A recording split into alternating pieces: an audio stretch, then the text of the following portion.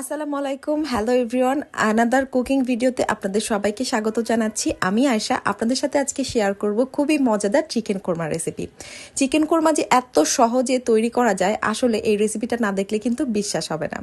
তাহলে চলেন মূল রেসিপিতে আমরা চলে যাচ্ছি। আমি এখানে কিছু মশলা অ্যাড করেছি। আমি এখানে সামান্য একটু ঘি নিয়েছি আর সয়াবিন তেল। এরপরে আমি এখানে অ্যাড করে দিয়েছি একটু বেশি পরিমাণে পেঁয়াজ কুচি আর নিয়েছি হচ্ছে পেঁয়াজের বাটা। তারপরে মশলার মধ্যে নিয়েছিলাম 3টা তেজপাতা, এলাচ নিয়েছিলাম, দারচিনি, লবঙ্গ। এছাড়াও নিয়েছিলাম 1 চামচ আদা বাটা, 1 চামচ রসুনের বাটা আর সামান্য একটু নিয়েছিলাম হচ্ছে জিরার গুঁড়া আর অল্প একটু নিয়েছিলাম ধনিয়া গুঁড়া। ব্যাস, আর ঝালের জন্য নিয়েছিলাম সামান্য একটু মরিচের গুঁড়া। এবারে আমি এখানে অ্যাড করে দিচ্ছি হচ্ছে সামান্য একটু রোস্টের মশলা। এই রোস্টের মশলাটা দিয়েই কিন্তু আপনি অনায়াসে এই কোরমার রেসিপিটা করে ফেলতে পারেন। আর আমি নিয়েছিলাম আজকে 3টা মুরগি। আর এই মুরগিগুলোকে ভালোভাবে একটু ধুয়ে এরপরে হচ্ছে সামান্য একটু টক দই আর লবণ এর সঙ্গে 2 চামচের মতো ঘি দিয়ে সুন্দরভাবে মাখিয়ে ম্যারিনেট করে এরপরে হচ্ছে এটাকে আধা ঘন্টার জন্য রেখে দিয়েছিলাম। তারপরে এই যে দেখেন মশলাগুলো যখন কষানো হয়ে গেছে, এ পর্যায়ে কিন্তু আমি এই চিকেনগুলোকে এখানে অ্যাড করে দিচ্ছি।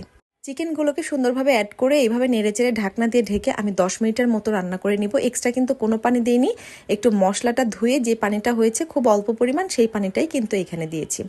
আর চিকেন কিন্তু খুব দ্রুত সিদ্ধ হয়ে যায়। আর যেহেতু আমরা আধা ঘন্টার মতো এটাকে ম্যারিনেশন করে রেখেছিলাম টক দই লবণ দিয়ে, তো চিকেনটা কিন্তু এমনিতেই সফট হয়ে যাবে।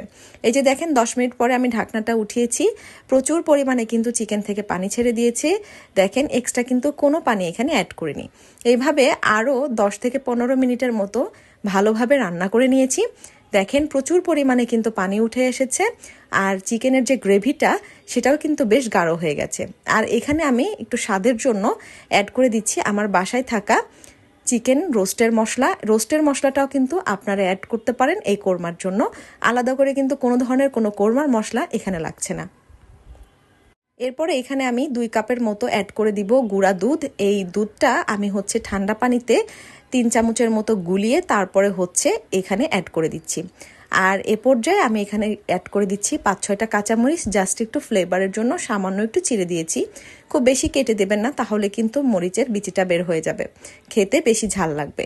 এই যে দেখেন কতক্ষণ পরে কিন্তু প্রচুর পরিমাণে পানি উঠে গেছে, যেহেতু আমরা এখানে দুধ ব্যবহার করেছি।